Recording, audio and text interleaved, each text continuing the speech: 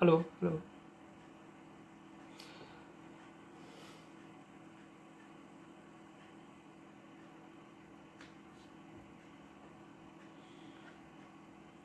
आज हम बिहार एसएससी के 2017 का प्रीवियस ईयर का क्वेश्चन सॉल्व करेंगे। पहला क्वेश्चन है, राष्ट्रीय राजमार्ग योजना कब शुरू की गई? राष्ट्रीय राजमार्ग योजना कब शुरू की गई? ऑप्शन में 1948, 1975, 1995, 2001। तो राष्ट्रीय राजमार्ग योजना शुरू की गई थी 1995 में।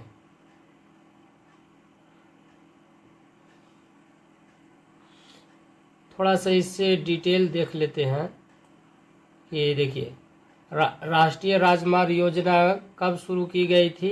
तो राष्ट्रीय राजमार्ग का गठन हुआ था 1988 में, बाकी इसका लागू शुरू किया गया था 1995 में। और जन धन योजना 28 अगस्त 2014 में लागू हुआ। मेक इन इंडिया 25 सितंबर 2014 में। स्वच्छ भारत मिशन 2 अक्टूबर 2014 में। बेटी बचाओ बेटी पढ़ाओ 22 जनवरी 2015। प्रधानमंत्री मुद्रा योजना 8 अप्रैल 2015। प्रधानमंत्री आवास योजना 25 जून 2015। डिजिटल इंडिया 1 जुलाई 2015। स्किल इंडिया मिशन 15 जुलाई 2015। उज्ज्वल योजना 1 मई 2016। आयुष्मान भारत PMJ 23 दिसंबर 2018। जल जीवन मिशन हर घर जल 15 अगस्त 2019। PM किसान सम्मान निधि, जो किसान को पैसा मिलता है साल भर में 3 किस्त मिलता है, दो हजार का 3 किस्त 6,000 सालाना मिलता है। वो लागू हुआ था 24 फरवरी 2019 को। हाल ही में शुरू हुई नई योजनाएं PM सूर्य घर मुफ्त बिजली योजना 15 फरवरी 2024। PM इंटर्नशिप योजना 3 अक्टूबर 2024। आयुष्मान भारत वेदना योजना बुजुर्गों के लिए 29 अक्टूबर 2024। प्रधानमंत्री विधवा लक्ष्मी योजना, ये जो विधवा को पेंशन मिलता है, 1 जनवरी 2025। एकीकृत पेंशन योजना ये 1 अगस्त 2025 से लागू किया गया। इसके बाद अगला क्वेश्चन देखेंगे, पीली क्रांति का किससे संबंध है? पीली क्रांति का किससे संबंध है? नंबर 1 में है दालें, 2 में है तिलहन, C में है सूरजमुखी और D में है मछली। तो पीली क्रांति तिलहन से संबंधित है। किससे संबंधित है? तो तिलहन से। B ऑप्शन सही है। इससे संबंधित कुछ और क्रांति है, उसके बारे में डिटेल से चर्चा करेंगे। देखिए यहाँ पे मतलब हरी क्रांति किससे संबंधित है? तो खाद्य उत्पादन से।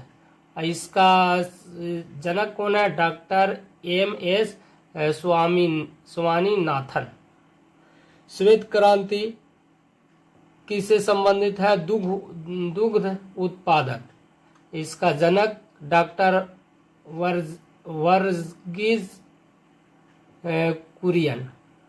नीली क्रांति किससे संबंधित है? तो मत्स्य उत्पादन। इसका जनक है डॉक्टर अरुण कृष्ण।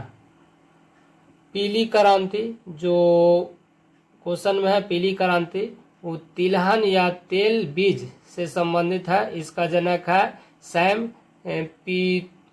पित्रोदा। लाल क्रांति मांस टमाटर उत्पादन से संबंधित है, इसका जनक है विशाल तिवारी। गुलाबी क्रांति जो है झींगा या प्याज उत्पादन से संबंधित है, इसका जनक है दुर्गेश पटेल। स्वर्ण क्रांति एक होता है, ये फल या शहद, इसका निर्माता है निरपंख टूटेज।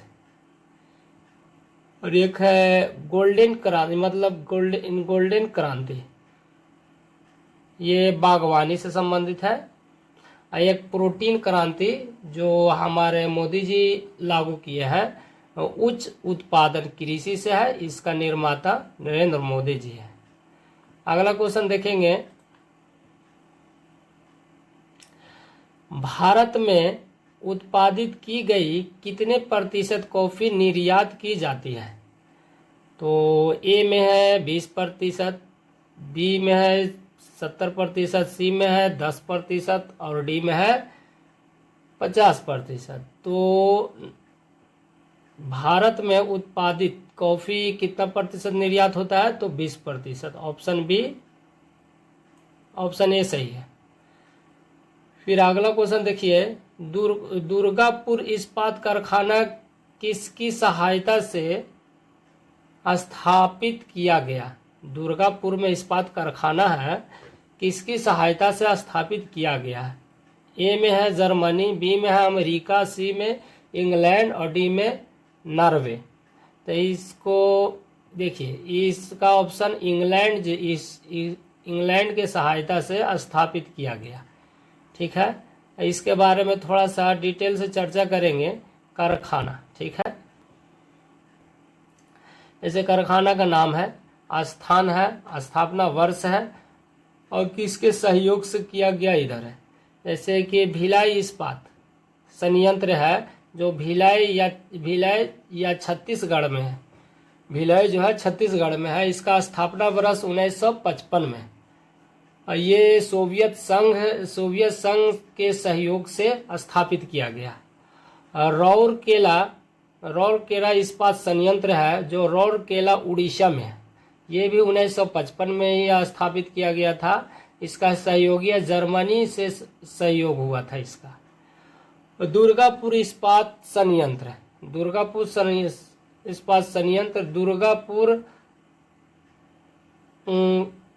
दुर्गापुर या पश्चिम बंगाल में है। दुर्गापुर जो है पश्चिम बंगाल में स्थित है। इसका स्थापना 1959 में ब्रिटेन यूके के सहयोग से हुआ। बोकारो इस्पात संयंत्र, ये बोकारो झारखंड में स्थित है। यह स्थापना हुआ था 1964 में सोवियत संघ के सहयोग से। विशाखापत्तनम स्टील, ये विशाखापत्तनम आंध्र प्रदेश में है। इसका स्थापना 1971 ईस्वी में हुआ भारत सरकार के सहयोग से। IISCO स्टील प्लांट वर्नपुर पश्चिम बंगाल में स्थित है। इसका स्थापना हुआ था 1918 या 1972 में। निजी तौर पर स्थापित बाद में सरकार द्वारा अधिकृत की, मतलब पहले तो एक कुछ आदमी चला रहे थे निजी, बाद में सरकार अपने अंडर ले लिया। अगला क्वेश्चन देखेंगे,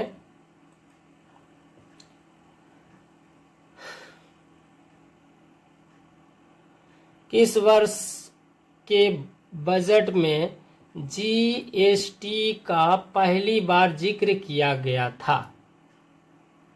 किस वर्ष के बजट में GST का पहली बार जिक्र किया गया था?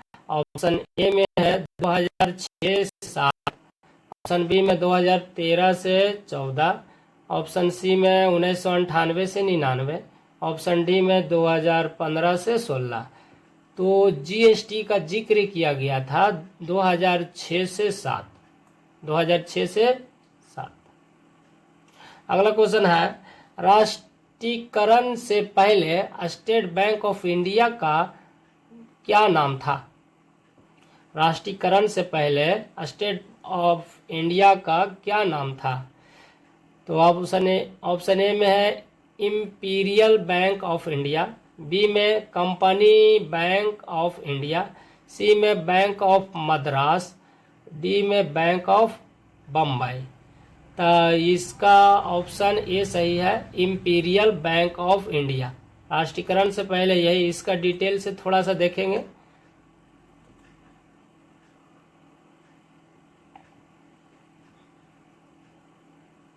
अच्छा, थोड़ा सा जीएसटी के बारे में देख लेते हैं। भारत में वस्तु एवं सेवा कर जीएसटी का पहली बार जिक्र 28 फरवरी 2016 को केंद्रीय बजट भाषण में किया गया था। मतलब कि 28 फरवरी 2006 को केंद्रीय बजट भाषण में किया गया था। तत्कालीन वित्त मंत्री पी चिदम्बरम ने 1 अप्रैल 2010 से जीएसटी लागू करने का प्रस्ताव रखा था, जिसे बाद में 1 जुलाई 2017 को पूरे देश में आधिकारिक रूप से लागू किया गया। इसका मुख्य बिंदु है कि प्रस्ताव वर्ष, जैसे इसका जब 2006 से 7 का केंद्रीय बजट है, इसका जो प्रस्तावक जो है ये पी चिदम्बरम। उद्देश्य एकीकृत राष्ट्रीय कर प्रणाली बनाना।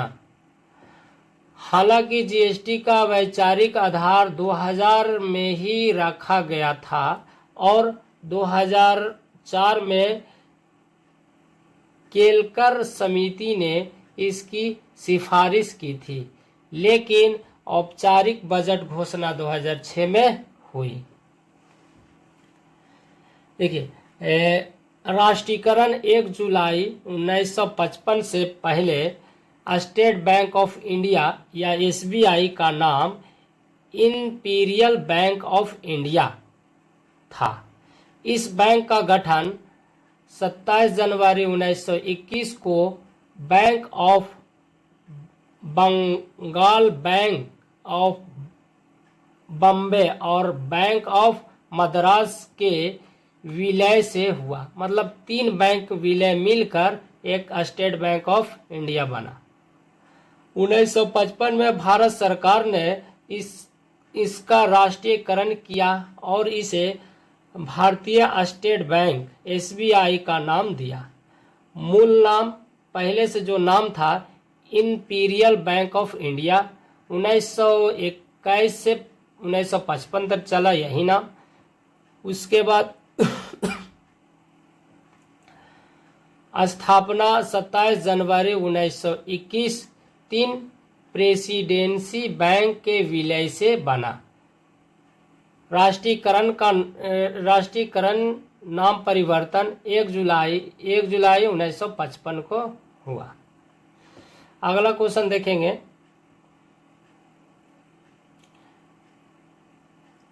हम किस 5 वर्षीय योजना के अंत में हैं? ए में 9वीं, बी में 12वीं, सी में 13वीं, डी में 7वीं।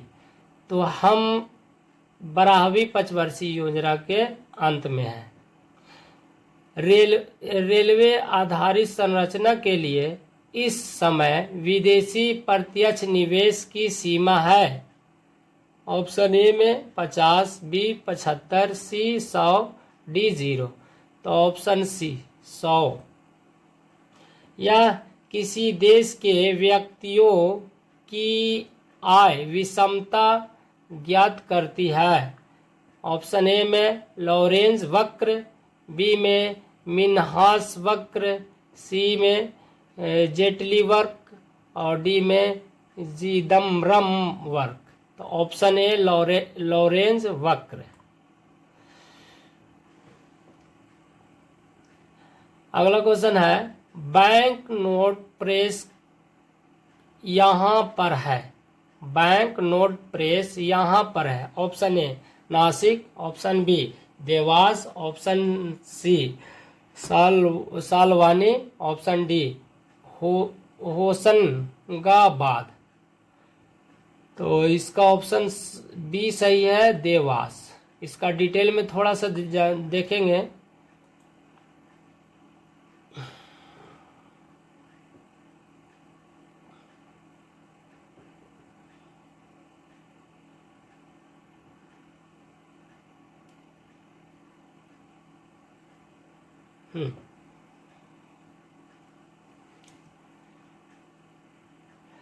देखिए, भारत में मुख्य रूप से 4 बैंक नोट प्रेस है।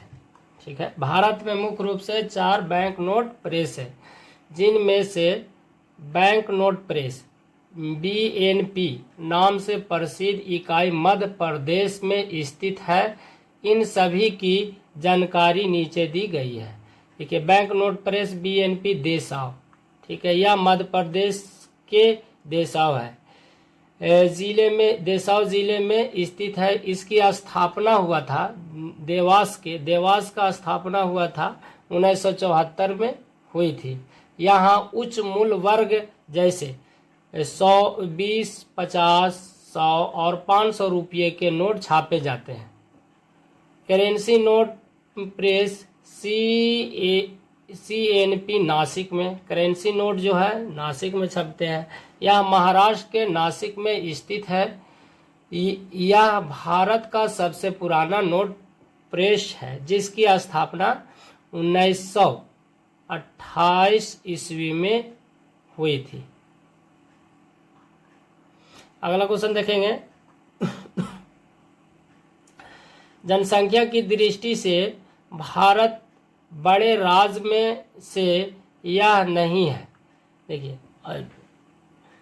ऑप्शन ए में बिहार, ऑप्शन बी में उत्तर प्रदेश, ऑप्शन सी में महाराष्ट्र, ऑप्शन डी में तमिलनाडु। तो तमिलनाडु ऑप्शन डी आंसर है। इसका डिटेल में थोड़ा जानते हैं।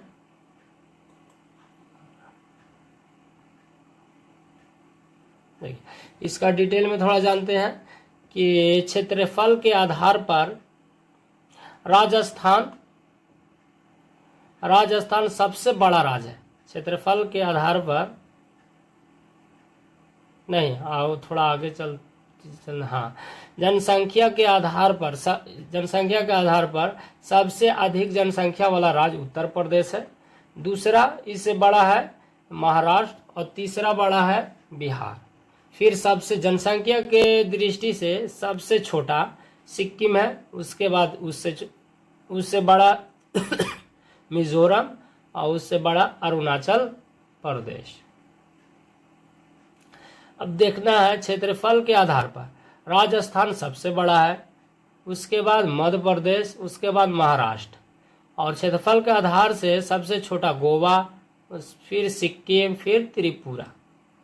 घनत्व के आधार पर सबसे बड़ा बिहार है, घनत्व के आधार पर सबसे बड़ा बिहार, उसके बाद पश्चिम बंगाल, फिर केरल, और घनत्व के आधार पर सबसे छोटा अरुणाचल प्रदेश, उसके बाद मिजोरम, उसके बाद सिक्किम। अगला क्वेश्चन देखना है।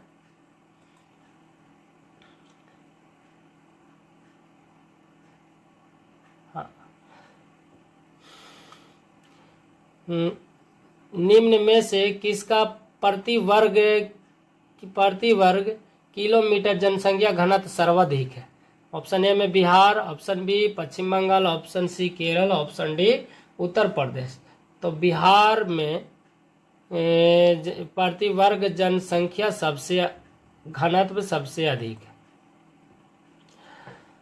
अगला क्वेश्चन है, भारत में सुपर कंप्यूटर जो पहले विकसित किया गया उसका नाम था? ऑप्शन ए में परम 8000, बी में आदित्य, सी में अनुपम अध्या, और डी में सागा 220। तो ऑप्शन ए सही है। सबसे सुपर कंप्यूटर परम 8000 है। इसका थोड़ा डिटेल में, ये परम 8000 क्यों लागू किया गया था कंप्यूटर, इसके बारे में थोड़ा डिटेल में जानेंगे। देखिए, भारत में विकसित पहले सुपर कंप्यूटर का नाम परम 8000 है। इसका विकास कैसे हुआ? इसे पुणे स्थित centre for development of advance computing द्वारा विकसित किया गया था। लॉन्च इसे आधिकारिक तौर पर 1 जुलाई 1991 को लॉन्च किया गया था। नेतृत्व इस परियोजना का नेतृत्व प्रसिद्ध वैज्ञानिक डॉक्टर विजय पांडुरंग भटकर ने किया था, जिन्हें भारतीय सुपर कंप्यूटिंग का जनक भी कहा जाता है। पृष्ठभूमि इसका विकास तब हुआ जब अमेरिका ने भारत को क्रे सुपर कंप्यूटर देने से इनकार कर दिया था। अर्थ परम परम का संस्कृत अर्थ होता है सर्वोच्च। अगला क्वेश्चन देखेंगे, भारत में 4G सेवा का प्रारंभ कब हुआ? भारत में 4G सेवा का प्रारंभ कब हुआ? ऑप्शन ए में 2000, ऑप्शन बी में 2012, ऑप्शन सी में 2016, ऑप्शन डी अभी प्रारंभ नहीं हुआ। तो इसका डिटेल थोड़ा देखते हैं उसके बाद। तो देखिए, सबसे पहले देखिए, यानी कि 1G 2G 3G 4G और 5G, first generation, second generation, third generation, fourth generation, fifth generation. यानी कि 1G को लागू लॉन्च हुआ 1979 में, ठीक है। 2G लॉन्च हुआ 1991 में, 3G लॉन्च हुआ 2001 में, 4G लॉन्च हुआ 2009 में और 5G लॉन्च हुआ 2019 में। बाकी यहाँ पर ये है कि 2009 नहीं है तो 2012 यहाँ पर होगा। और थोड़ा सा ये देख लेते हैं कि विश्व में सबसे पहले अप्रैल 2019 में दक्षिण कोरिया ने 5G सेवाएं प्रारंभ की थी। सबसे पहले दक्षिण कोरिया अप्रैल में 2019 में प्रारंभ की थी। भारत में भी इसका ट्रायल 2020 में शुरू हो गया था, लेकिन कुछ कारणों से हमारे यहाँ इसका लॉन्च 1 अक्टूबर 2022 को हो सका। इससे भारत में एक नए संचार युग का आगमन हो गया है। अगला क्वेश्चन देखेंगे, यूके ब्रिटेन का शेयर मूल्य सूचकांक क्या है? ऑप्शन ए में है STOXX, बी में है FTSE 100, सी में है ACT और डी में JCI। तो ऑप्शन बी सही है। इसके मतलब अमेरिका, यूके का शेयर मूल्यांक सूचकांक है FTSE 100। अच्छा, कुछ और शेयर और देश का नाम जान लेते हैं।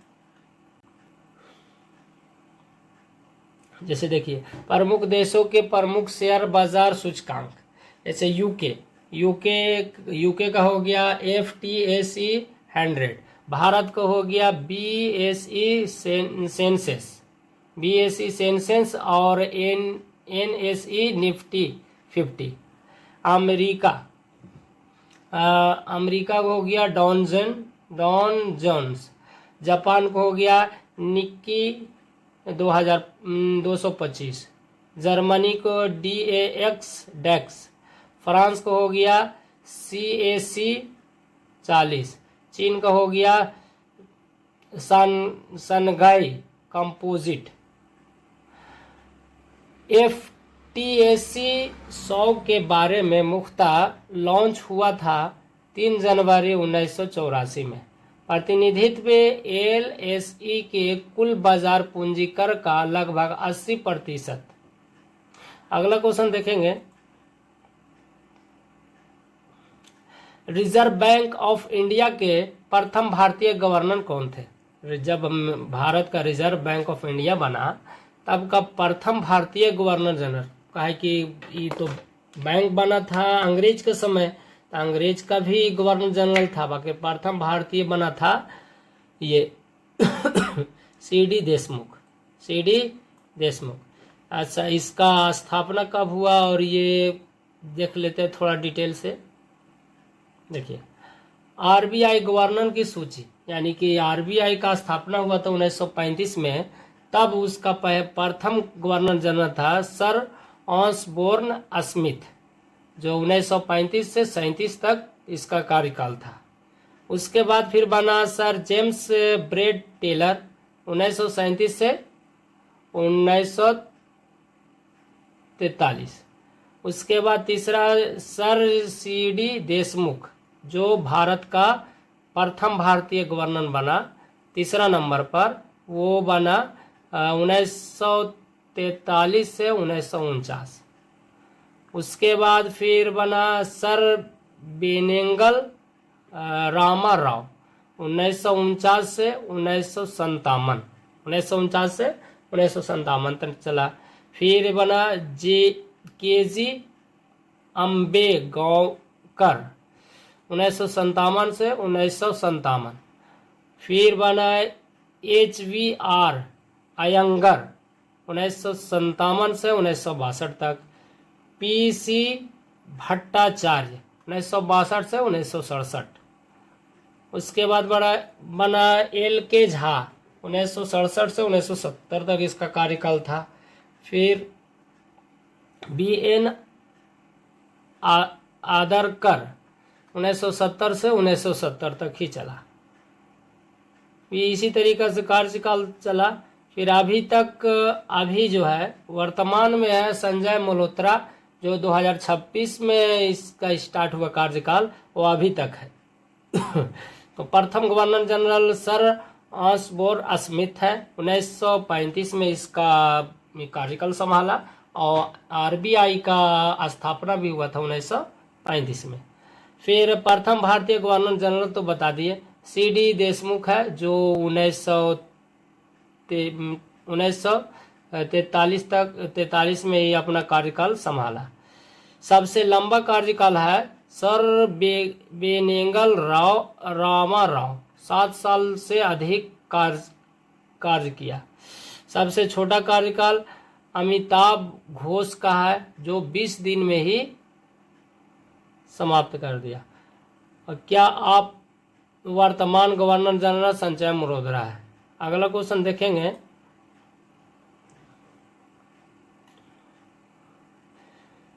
वह विद्यार्थी जिसने रुपया का साइन डिजाइन किया, वह यहाँ पढ़ रहा था। जो विद्यार्थी रुपया का डिजाइन किया वह कहाँ पढ़ रहा था। तो यहाँ पर ऑप्शन ए में है JNU, बी में IIT बम्बे, सी में हैदराबाद विश्वविद्यालय, डी में IIT मद्रास। तो इसका डिटेल थोड़ा जान लेते हैं कि इस विद्यार्थी का नाम क्या था। तो देखिए, डिजाइनर D. उदय कुमार है, और ये पढ़ रहा था उस टाइम IIT बम्बे के पूर्व छात्र। स्वीकृति तिथि था 15 जुलाई 2010।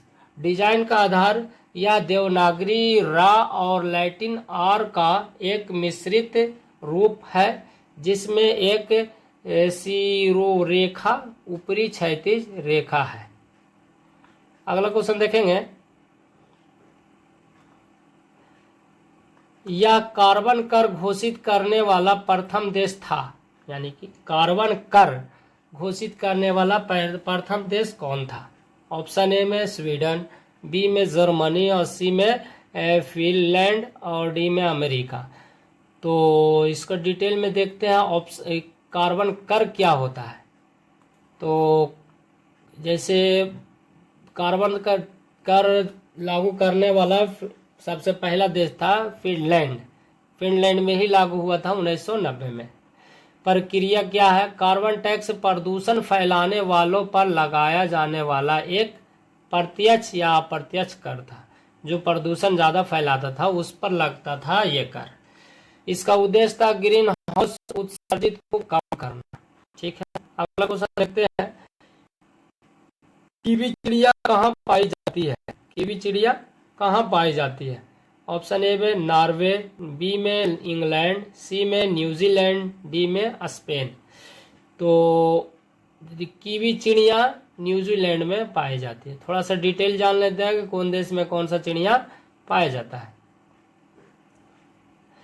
भारत में मोर और हरियल, अमेरिका में वर्ल्ड ईगल, चीन में रेड क्राउन क्रेन, और न्यूजीलैंड में कीवी, कोलंबिया में इंडियन कोंडोर, श्रीलंका में जंगली मुर्गा, अफगानिस्तान या मैक्सिको या जर्मनी में सुनहरा गरुड़,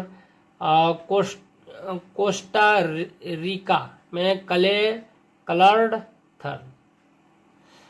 अगला क्वेश्चन देखते हैं, ब्राजील की मुद्रा क्या है? ब्राजील की मुद्रा क्या है?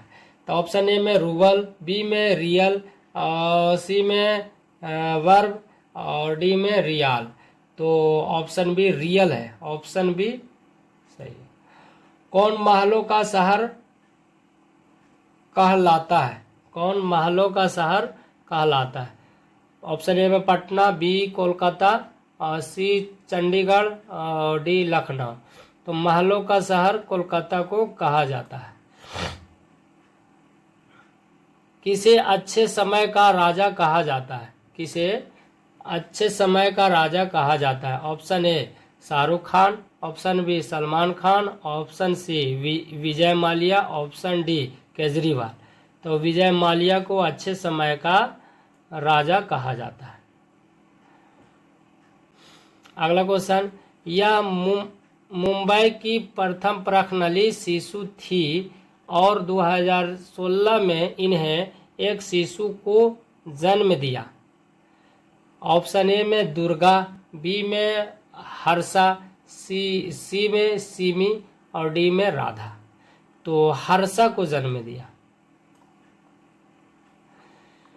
इंडियन एयरलाइंस की प्रथम महिला पायलट कौन थी? इंडियन एयरलाइंस की प्रथम महिला पायलट कौन थी?